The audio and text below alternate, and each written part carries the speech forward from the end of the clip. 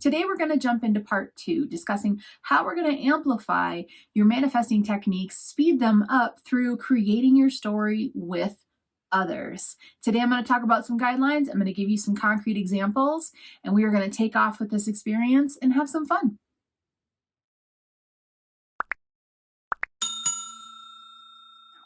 There's a couple of guidelines that I'm going to give you for this to really make it work for you. And then, like I said, I'm going to give you some really great examples that are fun, that are live examples directly out of the Sage Circle. But I'm gonna give you a little bit of guidelines because we can talk about some of the positive aspects of manifesting. We want to make sure that everything comes in through emotions and joy, and that lightheartedness and the whimsical nature of it is going to raise the vibration. So instead of just saying I want an art room, or in correct terms for manifesting, I have an art room where I can do my art, saying something a little bit more whimsical and a more higher vibration of joy and happiness would be, I love my art room. Look at all the colors in here. Look at the designs on the wall. The window's huge. It looks over my backyard. It just brings me so much joy. I can feel myself just really stirred to create art in this room. This is the verbal story creation that works really well. So I guess, the number one rule kind of lines up with all the other manifesting rules. Really put yourself into it, put your emotions into it, put high vibration into it, put joy and whimsical into it. The other thing that we need to know is, in addition to multiple people also whimsically enjoying this story with you, will amp it up because it kind of expresses more priority to the universe. We do have to remember that we can't get everything we want. We can't get anything and everything that we've specifically asked for. Two things with this. You can say how much you love your art room, and you can do the story, and then friends can support you by saying, oh, I'm standing in your art room too, and it's beautiful, it's gorgeous. They can get on board with your story creating. But you have to do something to move towards creating that art room. So if you already have a room in mind, but it's cluttered, it's full of stuff, you do have to go in there and empty it out and, fill it up. Or if you're looking for a new location to live, you need to keep that art room in mind when you're searching for something. And I understand that this can be translated into, well, if you're doing it and you're putting the effort toward it, it's going to happen anyway. There's some truth to that, but it's going to happen for your highest good with the most ease. There is a difference between fighting and pushing through this reality to try to make happen what you aggressively really just want to make it happen. But there's a difference between that and telling the universe what you want, and then taking your calm steps toward it and having the universe make sure they're putting in your path the people, the experiences, the moments, the places, having the universe put into your path the exact right things that you need to make this happen at its highest and its best form. Meaning, when you're manifesting and you're trying to manifest your art room, you are going to run into someone at a coffee shop who you start up a conversation with, who's also an artist and who just finished designing their art room and has a tip for you. This is what I mean. So we do have to, this is my general rule here. You do have to do something toward what you want. If you want to find that soulmate, you got to get out there and socialize. You got to have that outlet where you can connect with that soulmate. But when you create a story around it, the universe is literally raising your vibration, working for you to put in your path easier access to that soulmate. It will bring the soulmate around faster. It will connect you with the actual core pieces of the soulmate connection that are really, really important to you. Your art studio, you could run into someone that's like, you know what? I'm a builder and I've decided I want to do some volunteer time, and I'm looking for someone who needs like a room painted. Do you know anyone? And you're like, I'm glad you asked. I literally have this art room and I need it painted. So that is the magic that happens when you create stories. But I will say that this one kind of general rule of thumb is that we're not going to get everything we want very specifically, meaning if you wanted an art room in a specific town, at a specific block, on a specific floor of a building, at a specific price, shown to you by a realtor named Joan, okay? That's tough for the universe. That is tough for the universe to be like, all right, I got to line all that up. I'm not sure if it's going to be possible. Why? Because there's a whole lot of us here. There's a whole lot of souls and spirits here. Not just me, right? There's a lot of other people. And it's manifesting isn't just being able to say, I want that room on that floor in that corner in that town sold by that realtor, right? It's someone's already in that room, and we have to work for the highest good of all. So we have to work for the highest good of the person that's already existing in that space and ourselves. If we make it a little bit more generic, just the art room, what does it feel like? What does it look like? Are there windows? How big is it? Those things that we can control that would land into multiple options that could be possibilities out there. That's how you get these things faster. So if I say I want this one exact vehicle, the second one ever made, that's a little specific. While it's not impossible, you're really pushing up against some walls here, because the universe does work for the highest good of all. Even if you say, oh, it's what I want, I just want to make this happen for me.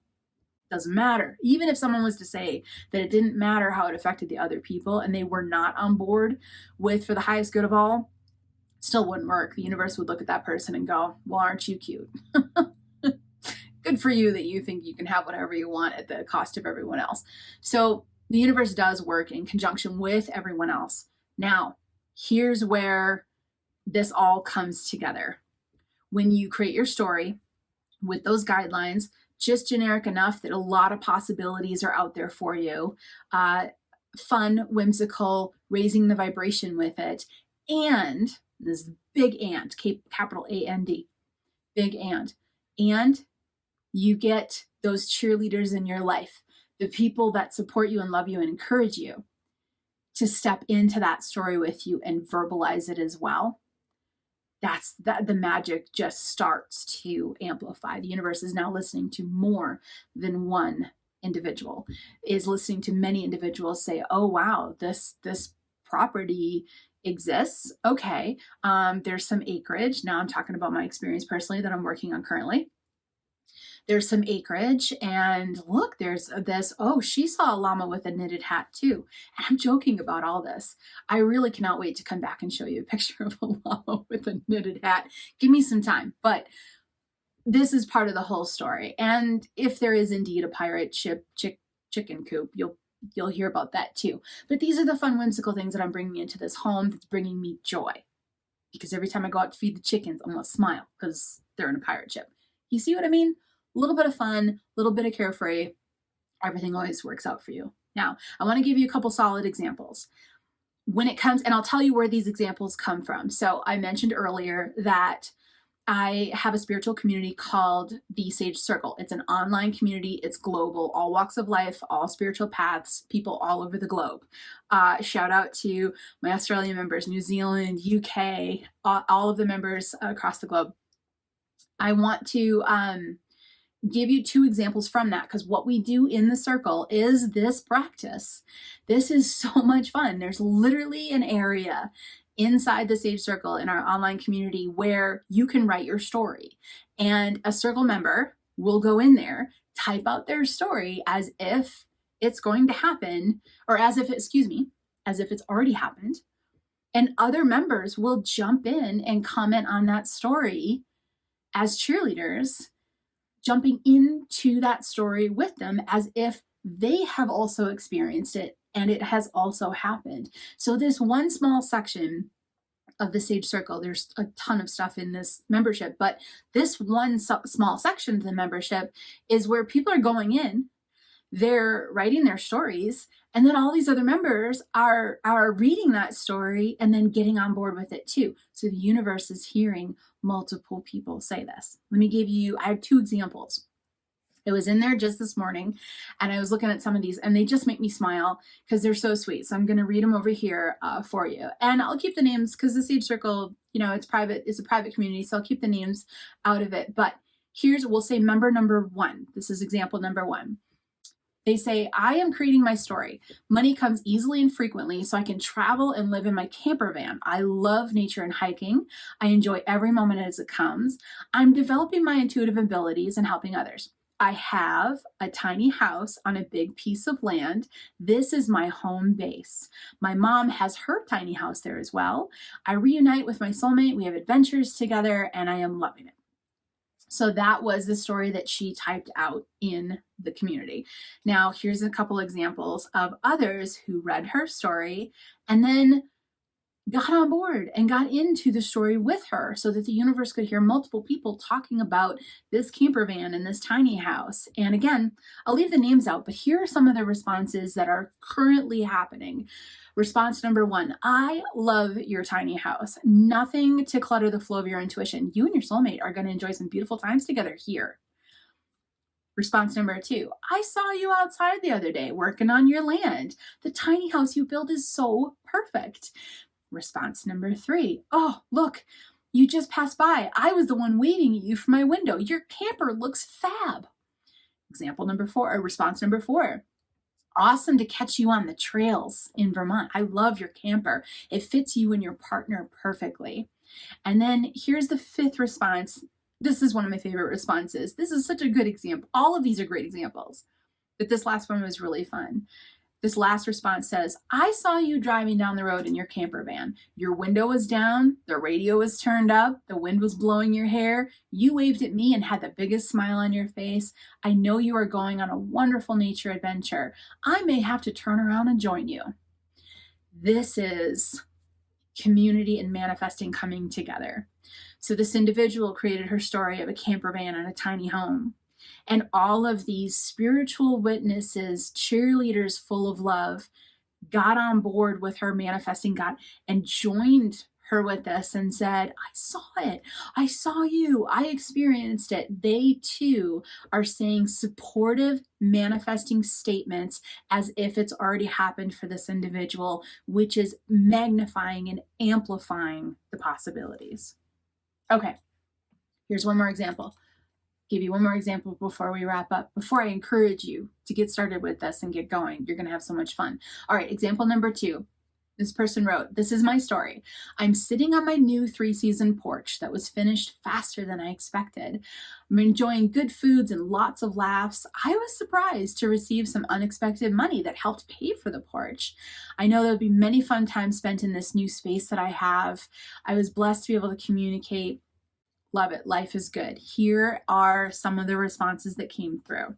So that was the story creation by the individual. Here are a few of the comments, responses that came in for people that were joining that individual in their manifesting story. First one is, I loved the barbecue the other day and sitting on your new porch. It was so relaxing. The views were wonderful. Listening to you tell that adventure was thrilling. Example number 2. The food from your porch smells so good. It's so simple. This one's a great example because, quick sentence, just another soul recognizing, identifying, showing up for this person who's manifesting. The food from your porch smells so good. It can be that simple. Someone's getting on board going, wow, yeah. And here's my last one. It's another comment. Again, drove by and saw your seasonal porch. It's beautiful. So people are coming on board as if it has already happened, which is a very powerful manifesting technique. I would encourage you to play around with this. Number 1, create your stories. Just create them. Have fun with them. Say them out loud. Just make it as whimsical and as fun as you can. And make sure it's things that you want, absolutely. And find community that will participate in your story creating with you. I mean, maybe you do it back and forth with each other. Maybe you find a group of people. If you don't have a group of people, I really encourage you to look into the Sage experience because It's a year-long program. It's really inexpensive. And there's so much teaching in there, and the Sage Circle is in the Sage Experience as well. And it cannot be more supportive of you on your intuitive development path, on your spiritual path, on your manifesting journey, whatever it is. Find community and start creating your stories, and allow others to love you and come in to that creation process with you, and watch the magic happen. Get those friends together and start having fun with this process. It is powerful. And when it comes to manifesting, here's another video that I think you should click on. It's got really helpful information.